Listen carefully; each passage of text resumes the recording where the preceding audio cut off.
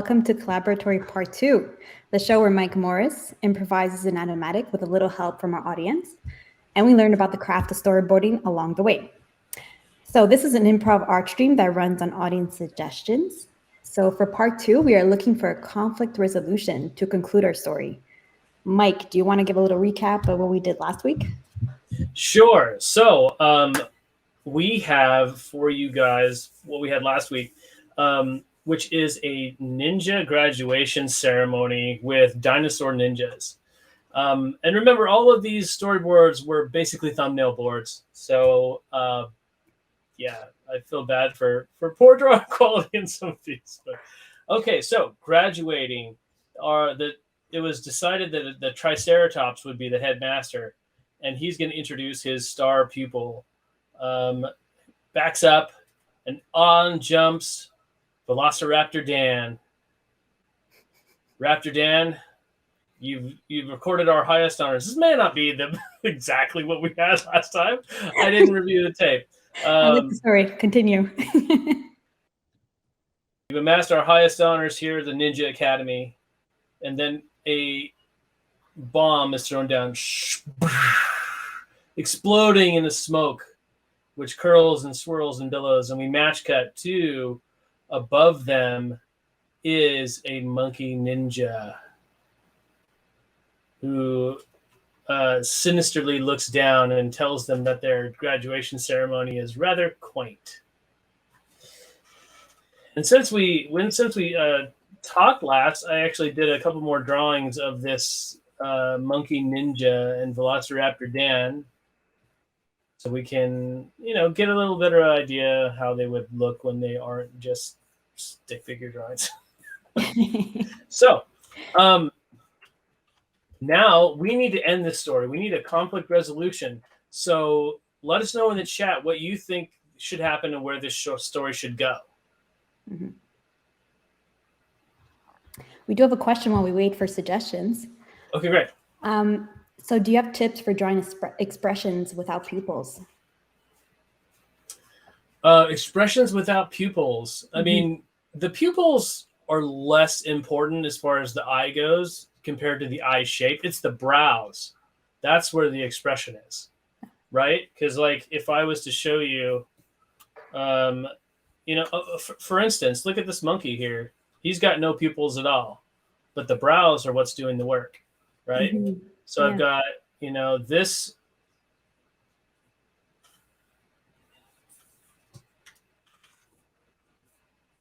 And this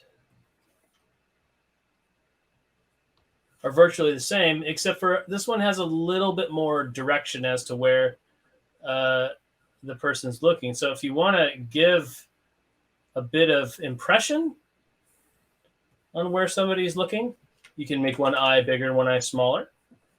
And I can always, take this further, even upwards, so you get the feeling that they're looking to one side.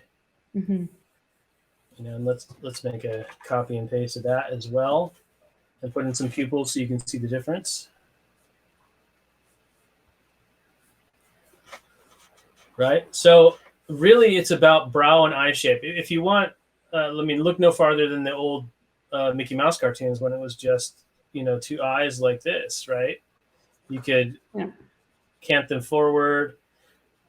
You can, put them back like this, and then depending on like the position of the head as well, you've got this ball here, and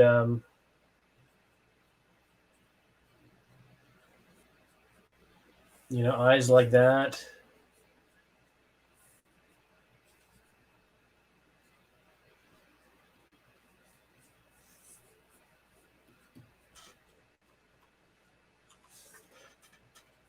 They look like emojis. Yeah, they do. I mean, and if you've got a mouth, then you can play with the mouth shapes as well. But not having pupils is not that big of a deal. And what brush are you using, Mike? What brush am I using? Mm-hmm. We have a question. Oh, it's a custom brush. It's a custom brush. Okay. It's a custom textured brush. I mean, if you want, you can see that I have pulled some textures from a brush. Shion Kim has a fantastic Photoshop brush that he has for different drawing styles he does, and Shion was a friend from school like a long time ago. But I grabbed his texture and made it into a dual tip, and yeah, so a dual tip brush with a little bit of smoothing on it. No transparency whatsoever, a little bit of random flow, no paper texture. The brush engine is super great in this program, so in Storyboard Pro. So, you know, you can have endless variations of brushes. And I mean, you know, who needs Photoshop at this point? Nice. Okay, so we have one conflict resolution. Okay. We'll see if we get some more. So this one is using the power of higher education. The dinosaurs evolve wings and fly away. Another suggestion is more monkeys surround them, and then another monkey attacking, unlikely a big dinosaur. Sorry, I don't know if that sentence makes sense. You know, I like the idea of monkeys being surrounded by monkeys. That's pretty great. It's sort of reminiscent of like the Lion King, when all those hyenas are all around and Scar's like, oh, you know, but these people think I'm the king, you know, Another one is the monkey ninja taunts the dino ninja with a stolen sacred ninja relic. Ooh. And then the dino strike a heroic squad pose and vow to retrieve it. I like the stolen object. I like the surrounded by monkeys thing. So let's have this start to get a little bit more personal between Velociraptor Dan and this monkey again. We need a name for this particular ape. Anything? Let us know in the chat. Okay, so let's cut. We have a little bit of a wide shot. So let's cut to a close-up. That, I think, would help this particular moment, right? Yeah. An audience also suggested maybe it ends with a dance-off. I've seen dance-off sort of stuff before, and I feel like that kind of is getting into a little bit of disingenuous territory, unfortunately. Dance-offs are great and all that, but I think you know, we would do a disservice if we didn't show some sort of battle. Yeah. I mean, it's ninjas. We need a battle for sure. Okay, so let's start this guy down here low.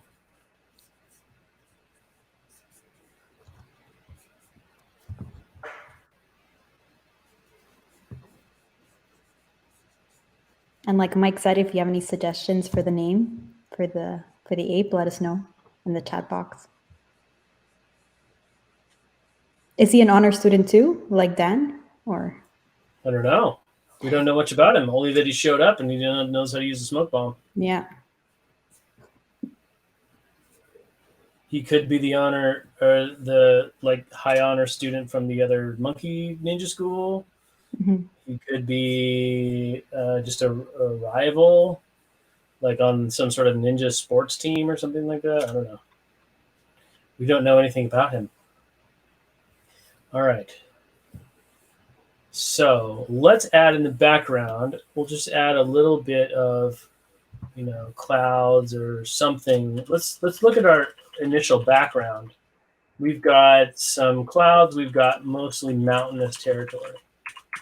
So let's have some sort of mountainous thing behind him, just so we have a consistency of place. We want to know where we are at all times and give our viewers like something to hold on to as far as a sense of place. All right, and I'm going to duplicate that. We have one suggestion for a name. King? Oh. King? Mm-hmm. Sure. The Monkey King. Do we have to draw him a crown now? Nah. Too obvious.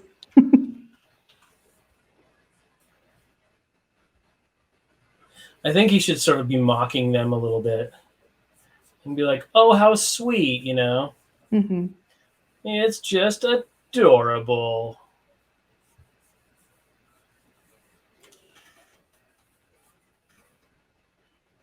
We have another name, Akira.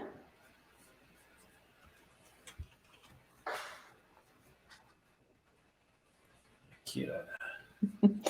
This is a good pose. I like it.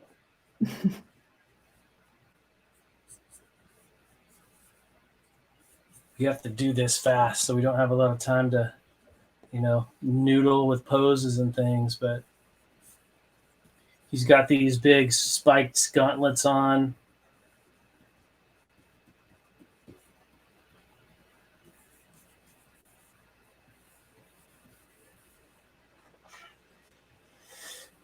Oh, what a graduation ceremony.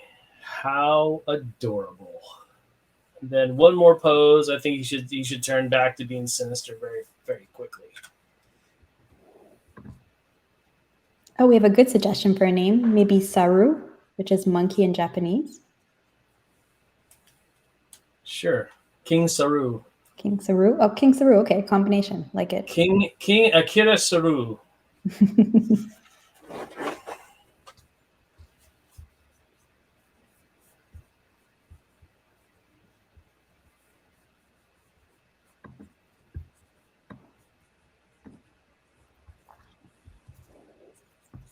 Are the monkeys ninjas too? Yes, they're all ninjas. This is they're like all ninjas. Okay. a ninja competing ninja schools.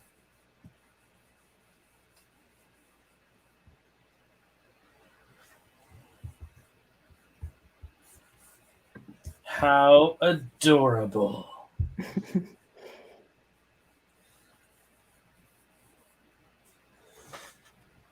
And then we can do one more pose on this one. And I think we can just reuse a couple of the things we already have. And just tilt him back a little bit, tilt this back a little bit.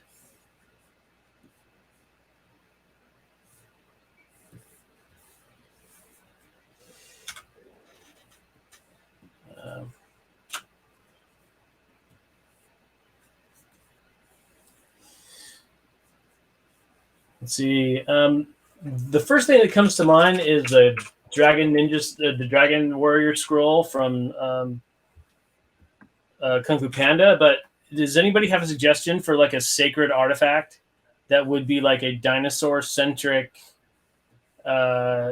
thing? Dinosaur-centric important artifact? That would be good. I don't want to say like holy symbol or something like that, but like some sort of venerated item that these dinosaurs would have had. Then he can just be holding up. Ignorant Briefs mentioned an egg. An egg? Tell me about the egg. I need more information. Input. Give me input. If you've seen Short Circuit from the 80s, then you know what that means. Or you know the reference anyway. I'm sure ProBro Creative knows the reference. He knows practically every reference.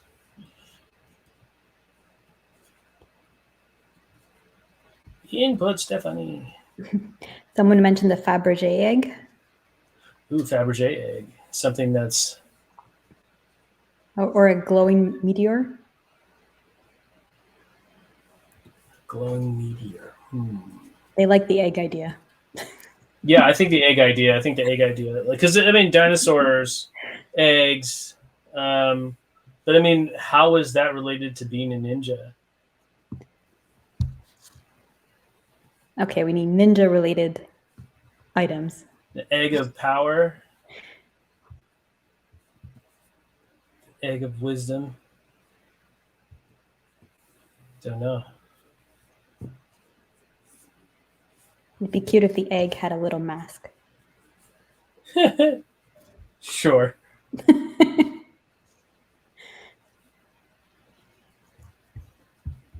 It's all painted on. Yeah, exactly.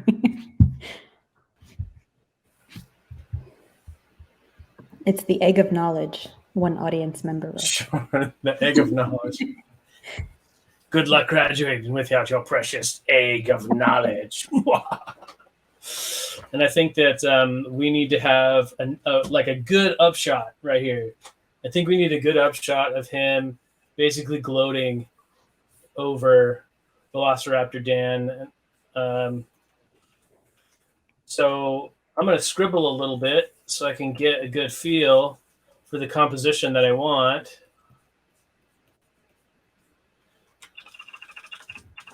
Sometimes you just have to feel things out.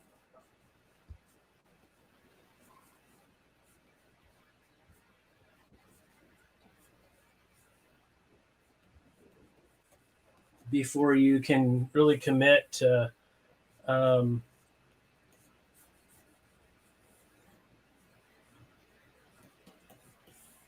before you can really commit to a composition. That's what I'm trying to say. Okay. Um, Is this something you usually do when you're doing storyboards? if I'm not entirely sure of the composition that I want to have, but I know I need to have like X, Y, and Z. Like for this case, this I know is going to be an upshot, right? So you kind of have to feel it out sometimes because not all upshots are easy to draw. You know, most upshots aren't easy to draw. So when you're dealing with things like perspective and other kinds of drawings that are a bit more difficult to do than just standard stuff, it helps just to scribble around a bit, just to get that feel. Like right now, I really have to nail the proportions of all of this stuff to make it feel like this thing is right above them, and sometimes that's just a matter of we used it last time, but you can cheat a little bit with the perspective tool and kind of like beef it out a little bit that way. Doesn't always work, but again, don't be afraid to scribble and do thumbnails and work it out, because it oftentimes just needs that little bit of working out. So we're going to see like the bottom of this piece of wood or whatever this is that they're next to, and then having these strong up lines. The whole thing is curved, so using those lines as a guide to draw your curves, right? And then we want to see him just sort of gloating up here. So that obviously isn't going to work quite as well. So we have to shrink that down and make sure that the composition is going well that way. Fitting it all into that space. Oftentimes, too, you can just add a camera view just over here somewhere and see what it looks like in camera, right? So I think Velociraptor Dan should probably be a little bit closer to camera so we can see, the extreme reaction on him. And now I've painted myself into a selection corner, but, it happens. Do you usually do these types of sketches before getting the final storyboard, or? Absolutely. Absolutely. Okay. This guy, I think, would be a little bit farther away, but he's large. So I think they're about that would track. So yeah, now that we would have this composition sort of set up, and we would put our, background elements in, so they're not, competing with one another. There's this part and this little part that comes under here. Then when that is all figured out, I will turn on my backlight. Let me just do a little housekeeping here really quick. Now I want that to be a 3D thing. There we go. There's our backlight. Now I can put them on different layers. So like Velociraptor Dan.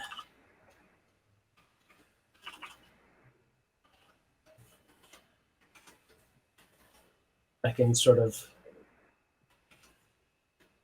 clean him up a bit more.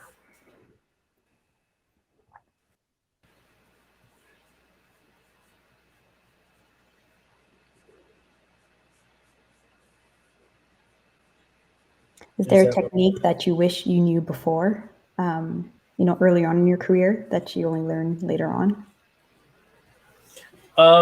Well, I think it's a matter of not being precious with it, like Mm-hmm. a lot of the time we tell ourselves that every drawing has to be like absolutely pristine and perfect, but that's just not the case, And I think having that ability to sort of loosen up and roll with stuff and realize that this isn't going to be, a showpiece per se. You're storyboard artists, we're artists, but not everything we draw is going to be like absolutely perfect, and sometimes it's not supposed to be. Like, you shouldn't, because these are like fast iterative drawings, right? And they might change many times. They are gonna change a bunch of times, so Mm-hmm. it's best to it's best to put together an effort that is,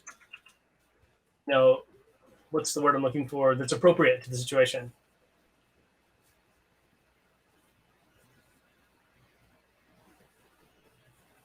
And sometimes when it plays back, it's hardly even noticeable. Because in motion, it just matters that it's good enough sometimes.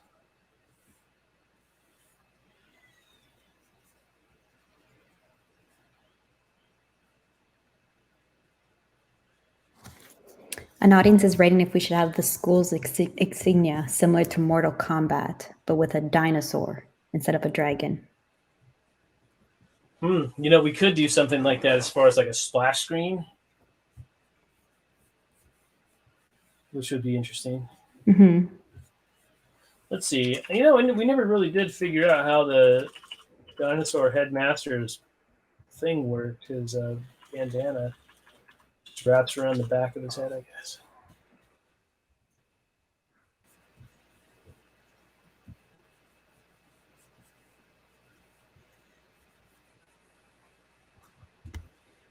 It's so funny that like the slowest, bulkiest dinosaur outside of a Stegosaurus is like the headmaster of the ninja school.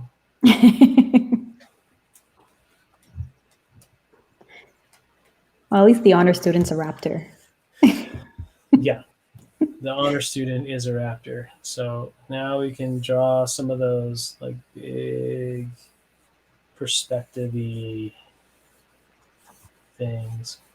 And again, remember, it doesn't have to be perfect as much as it has to be descriptive. Because people are going to follow you up. Designers, background people, character people, they're going to follow you up as a board artist, right? So make it good, make it entertaining. That's your job. Making it pretty, not your job. How many comments or revisions do you get? Depends on the shot, depends on the show. Okay. Some directors absolutely know what they want. Others don't. They're feeling it out. They're trying to find something that really jives with them, and those shots take a little bit longer. Mm-hmm. It's just the nature of the game. Sometimes where you're searching, like right now, we're sort of searching for the right shot, right? Yeah. Sort of trying to get that into a spot that feels good, feels authentic, feels dramatic. Mm-hmm.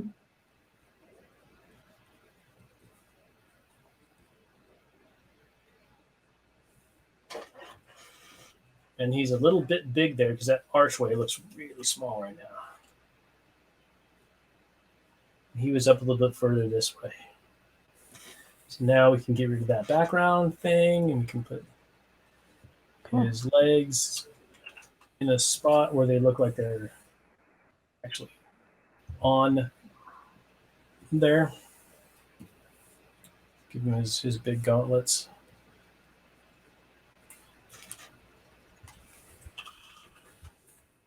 You can push 2 to zoom in, for those of you who don't know that. You should know that, because you all should be expert in Storyboard Pro from your 21-day trial that you downloaded 3 months ago. You tell them, Mike.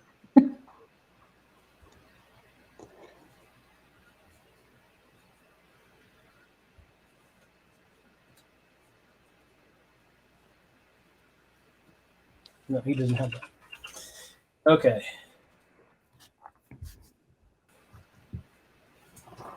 So the conflict is all with this egg, right? Was that... The conflict is the stolen piece of sacred property, and the challenge that sort of thing brings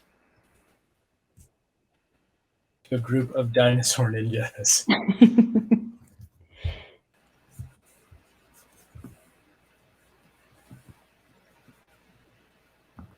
And then we can do like the thing where the clouds are sort of swirling around, creating like a cool effect.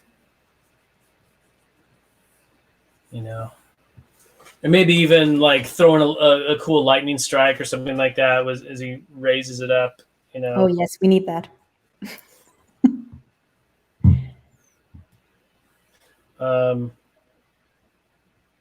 Actually, you know what? We could do something where this is getting, kind of epic.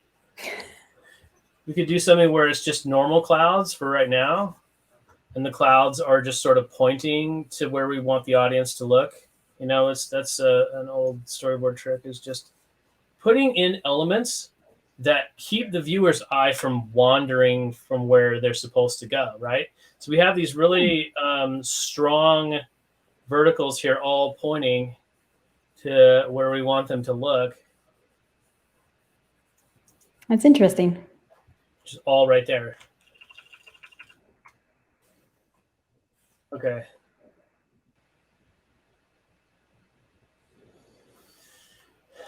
Are his friends coming too? Yes, I think so. I think what we need to do is do another shot of this, and we're going to get our camera involved.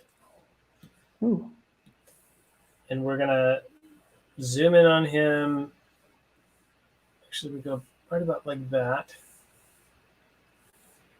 We just want to exclude the dinosaurs and give it just a little bit of something on there. Maybe we'll slightly tilt the angle to give it a little bit more of a push.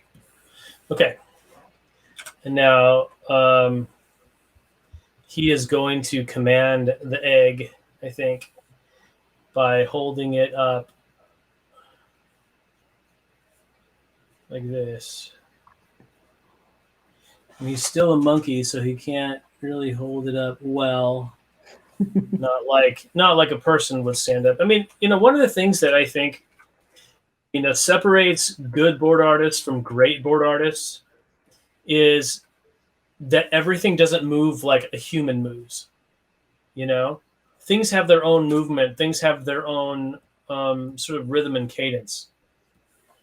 I think that's really, really important to know, like, and be a student of motion.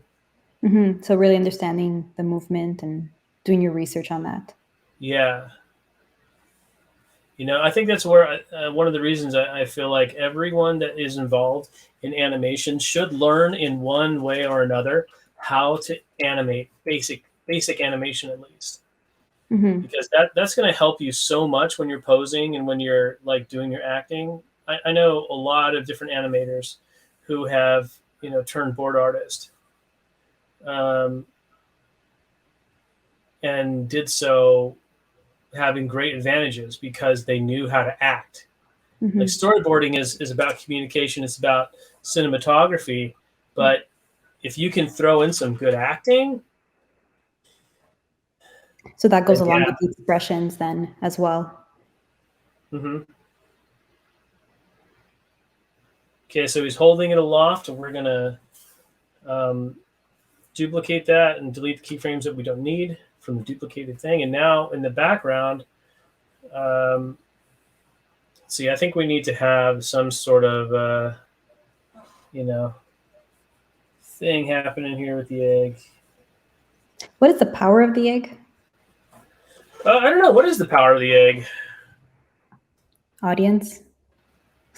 Any suggestions? I do like also the idea of monkeys that have wings. Maybe those could be his buddies. Monkeys that have wings. This isn't the Wizard of Oz, Wizard lady. of Oz, yeah. Fly, my pretties. Maybe it has like lightning powers or something like that, and you can use that lightning to illuminate all those monkeys.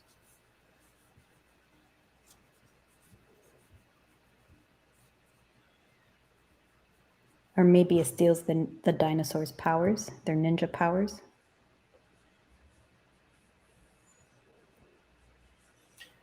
You stupid dinos didn't know the power you had all along.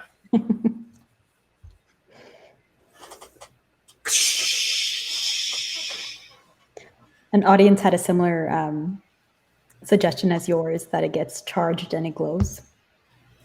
Yeah. I think we need a nice down shot too of Velociraptor Dan and the headmaster on the stage. You know, something like this, where we get a little hint of the stage. You know, one thing that I found very helpful, and I don't know if I've said this before on stream, but if you have a shot where you know there's a lot of like crowd, you can oftentimes just put a little hint of the crowd in, so we know that they're still there, but they're not necessarily all being drawn. You know, so you just add a little bit of, you know, an arm or something, or, you know, a ninja mask right here with a, you know, like the dinosaur head or something to indicate that there's still somebody there, but you don't have to draw like a whole whopping crowd. Okay. So then we'll have... Someone said the egg could be forbidden knowledge. Ooh, forbidden knowledge. Sorry, visions of Homer Simpson and his forbidden donut just passed through my brain. Another person suggested it could be, it could transform into a giant kaiju monster. I hope I pronounced that properly. Giant kaiju monster? Yes, thank you. That could be. And then there's Velociraptor Dan, saddles up a T-Rex and goes to work.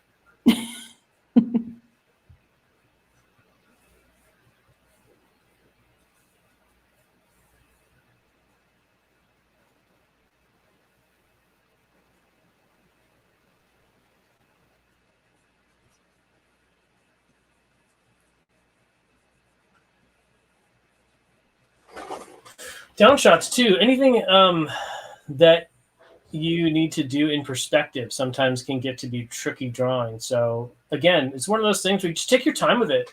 You know, don't beat yourself up. Don't beat yourself up if you don't get it like right away. You know, because those kind of shots can get really tricky really fast. So this is the top view from the ape looking down. Yeah. Okay.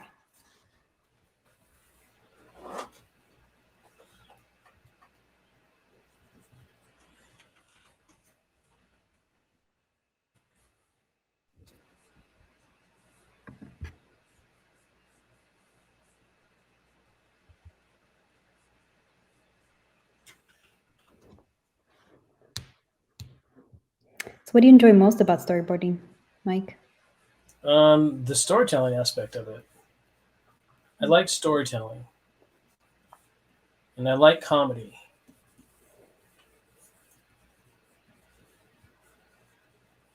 I like when a joke lands and people think it's funny. You know, I'm the type of person that likes to lighten moods. Yeah, it shows. Because we have a lot of stresses in our lives, right?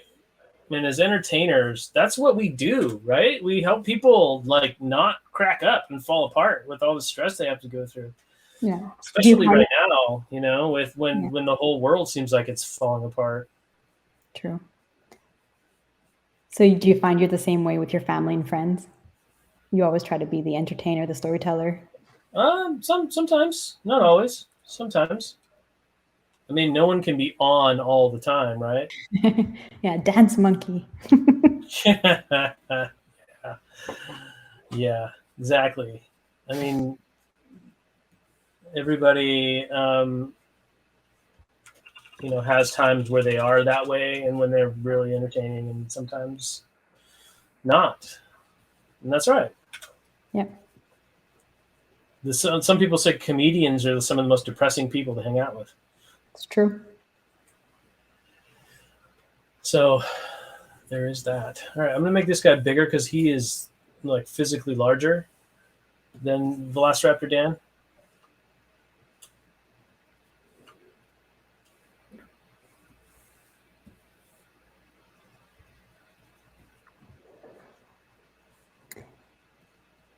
We have an audience suggestion. Maybe they get the resolution could be they get the egg back, the dinosaurs.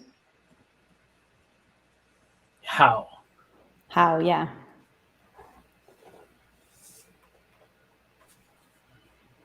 They can get it back. Sorry.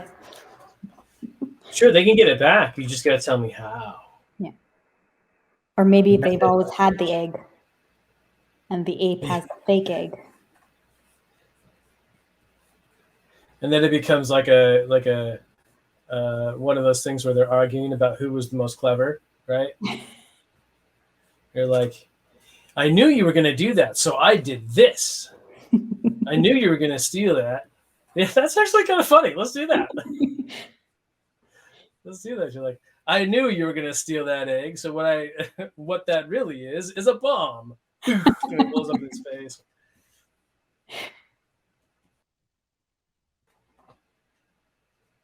So he's all triumphant.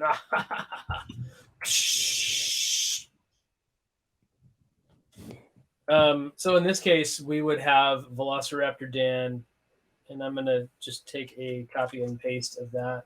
And then he would just like start laughing, right?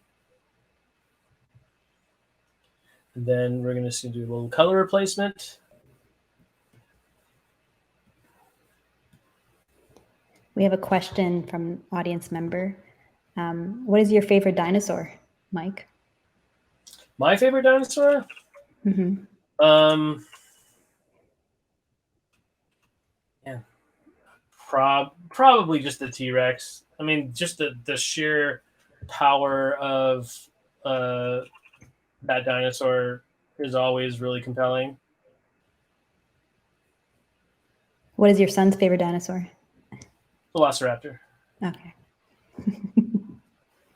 That's what he said he wanted to be when he grew up at his kindergarten graduation, or his pre-K graduation.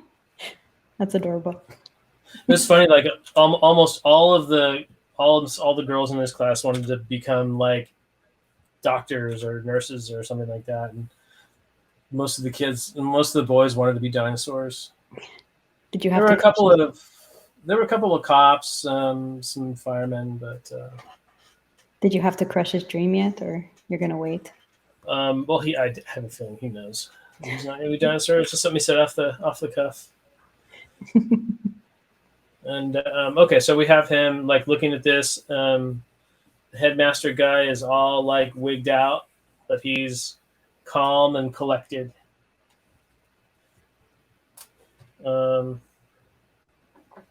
Just a moment.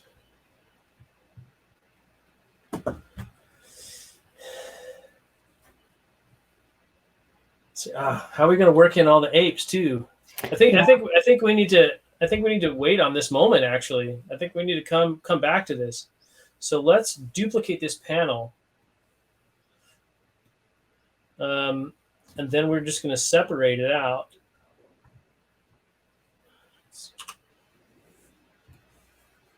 Okay. This must happen often when you're like, oh shit, I have to go back and No, Another. this is absolutely part of the process, though. Okay. Like, he's got that going on, and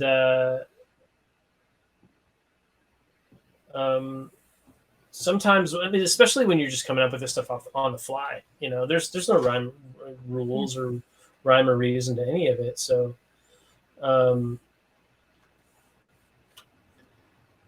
sometimes that's just what you do is you go back and come up with stuff and be like, oh yeah, this is going to work here.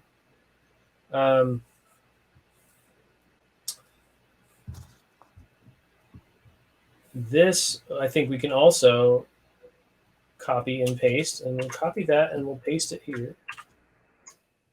Okay. So we're gonna delete this panel. We're gonna leave them up just like this, right? Okay. We'll leave them up, and then keep that in its keep this in its final position right here, and then we're gonna do a quick cut in and have the egg be up here on high from his hand,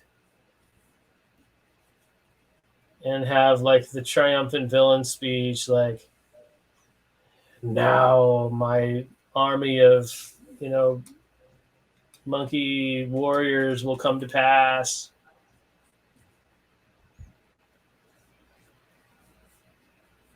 And then the monkeys fly in. What is it with you and flying monkeys? I need to see one of them. I think this is getting bordered on an unhealthy obsession.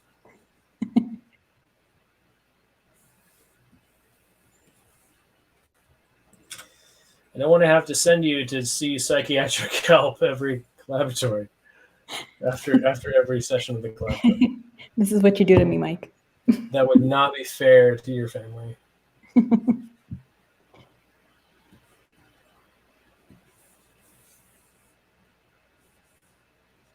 Okay, and so to enhance the perspective on this, we're going to move his eyes up a little bit. And now that creates a bit better of a down shot. Right? Because your eyes, when they're high on the head, that means your head is tilted back.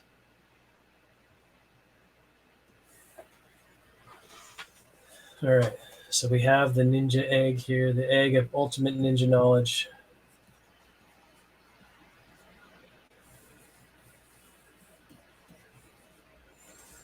From this. And I think we could do some cool camera move stuff here too, where you have like the panning background thing. So let's get that something like that set up. I'm gonna cut this and I'm gonna put that on the top layer, right? Any suggestions come in? But I think maybe we can do both. We can do both. Let's do both. Let's go crazy. So I think we can go from here to here, right, over the course of this whole shot, and then we'll sort of chop it up a bit. I'll take this, and then as he moves toward the middle, we'll see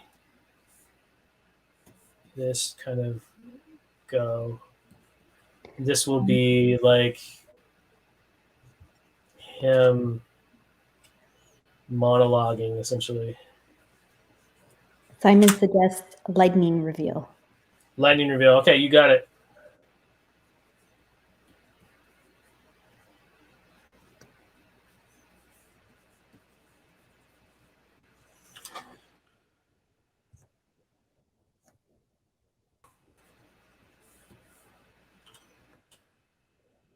This sorry guys, this is some janky drawings, but we're getting the point across. Remember, we're getting the point across. This isn't about good drawings. It's not about pretty drawings. It's about storytelling drawings.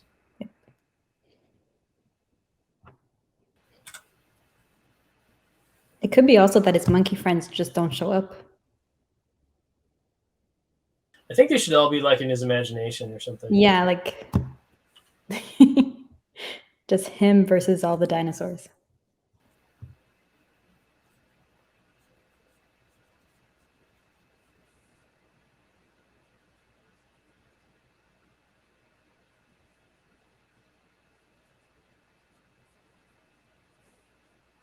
This whole land will be covered in primates.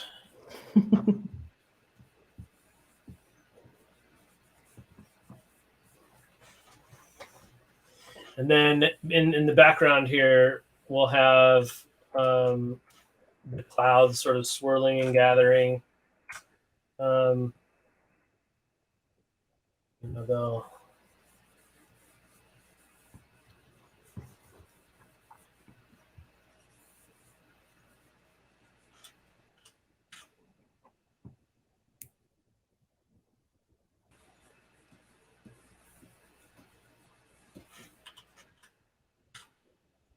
then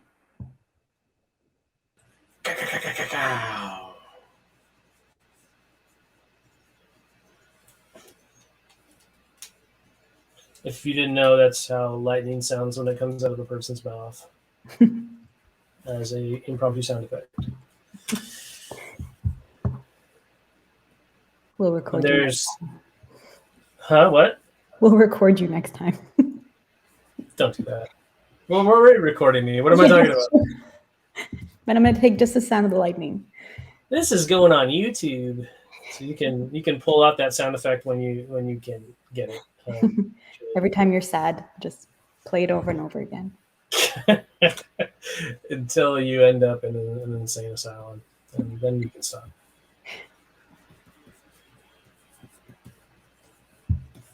All right, and there's like some fun like tricks that you can do with lighting to really drive that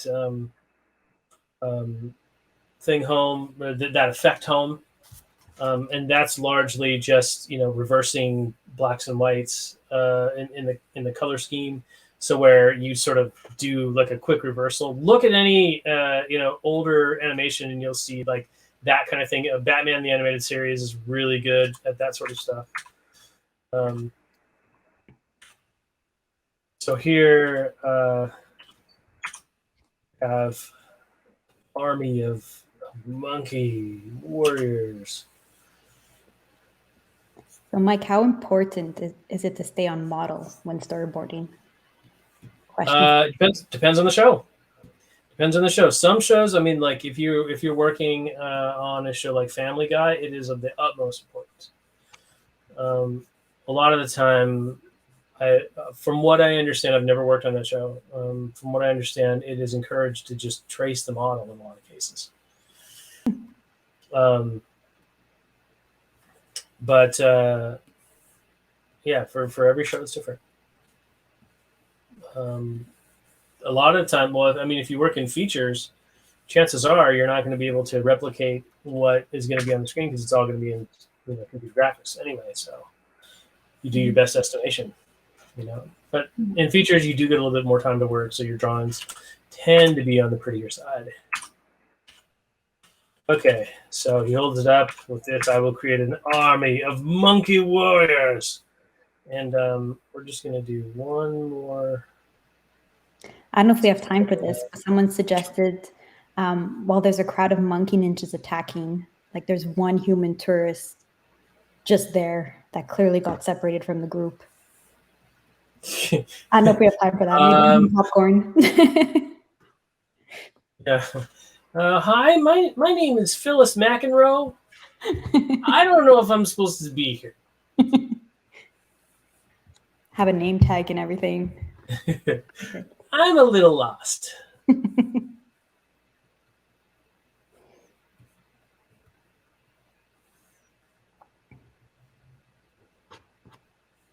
So I think we should have like some evil smiles and that sort of stuff. Just monkeys everywhere, hanging upside down.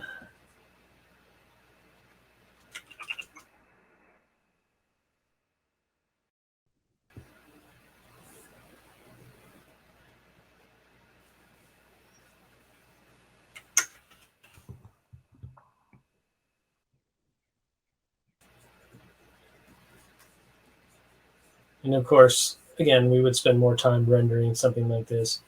There was a short that I worked on a show called Future Worm called Assassin Parrot, where we had a bunch of parrots all in this big coop, and they were all glowing red eyes and such.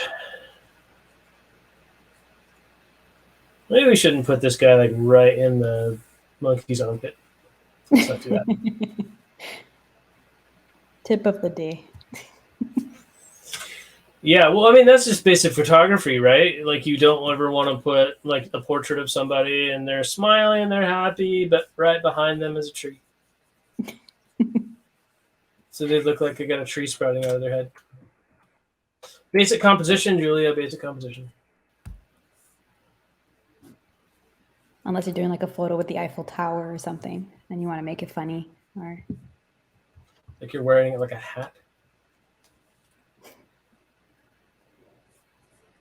Okay. I'm just going to do this right here and connect these. Make it feel okay. And then just use the fill-in tool and see how that goes. But the gap set to 43. Not bad. So we have 5 minutes left, Mike.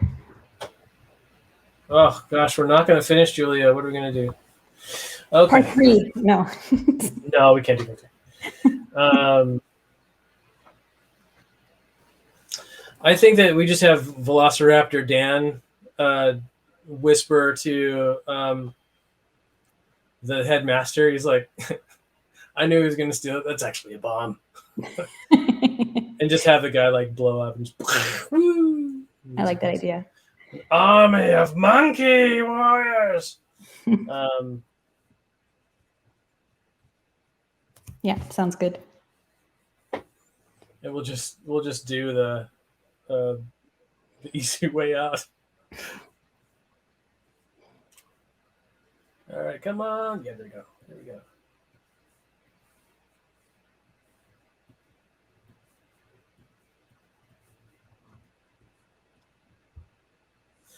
All right, and I will rise with my army of monkey warriors. And then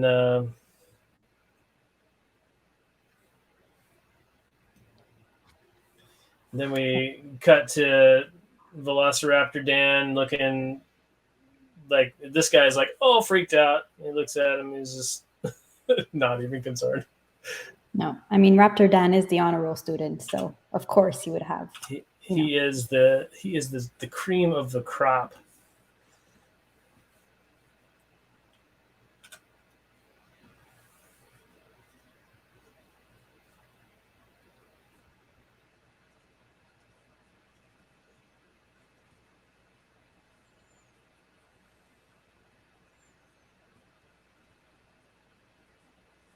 So he just leans over.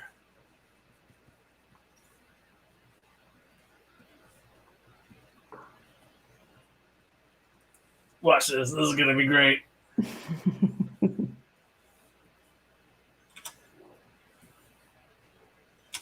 I think maybe we should even do a little thing where he, does the aside to the other guy. Yes. The headmaster.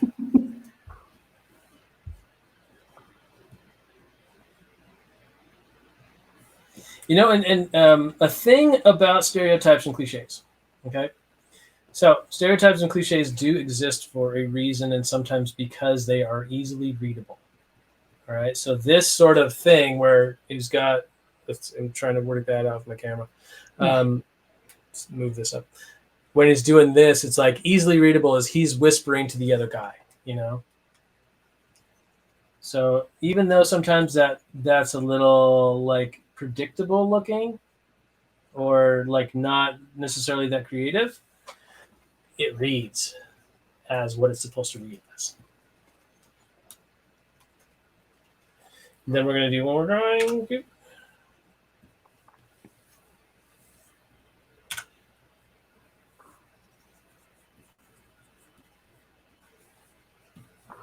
And this is where we get into really bad drawings. Really?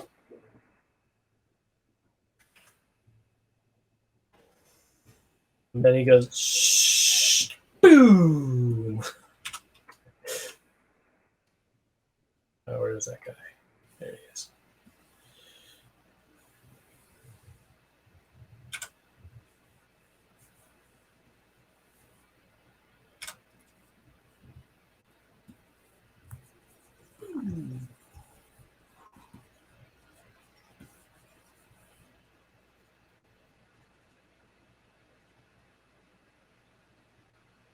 And there's his little monkey feet. That's why you're the best, Velociraptor Dan. That's why you're the best.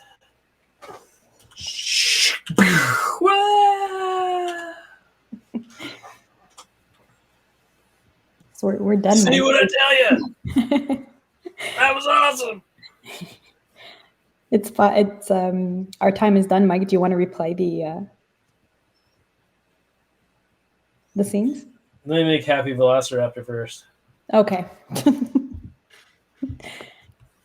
You are a perfectionist, Mike. It's true. When I need to be. Okay, so here we go. Improvise storyboard from 2 sessions. Okay, so we have a graduation, dinosaur graduation. Honors to all the graduates of our recent ninja training, but one stands out among above the rest. Welcome to the stage. Welcome to the stage, Velociraptor Dan. He lands. Velociraptor Dan, you are our prize student. Do you have anything to say to all these people out here? You know, we're making this up every single time we do this. We do differently. Yeah. It changes every time. And then smoke fills the entire area, and then it clears, and we have standing above the pillar is somebody golf clapping. Well, what do we have here? Dinosaurs playing at ninjas. Oh, how precious. Too bad you don't have your famed egg of ultimate knowledge. Ah!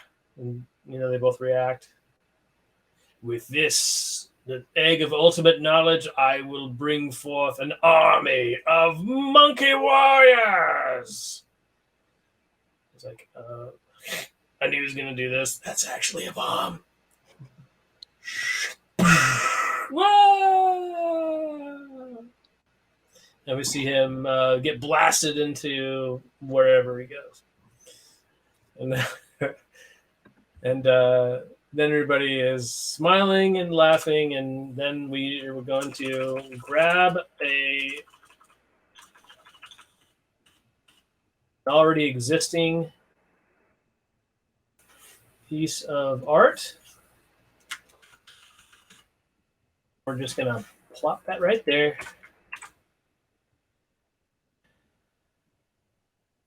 Let's see. That's why you're the best, Velociraptor Dan. That's why you're the best. All right, everybody. Hopefully that was entertaining enough. Thank you to everyone who joined us. Join us next time. We'll be doing it again, definitely. Think of your suggestions. In the meantime, think of your suggestions. Like next time, we're going to be looking for a couple of characters, setting, and a conflict. So put on your thinking caps. You got a little while. Mm-hmm. Thank you, everyone. Bye.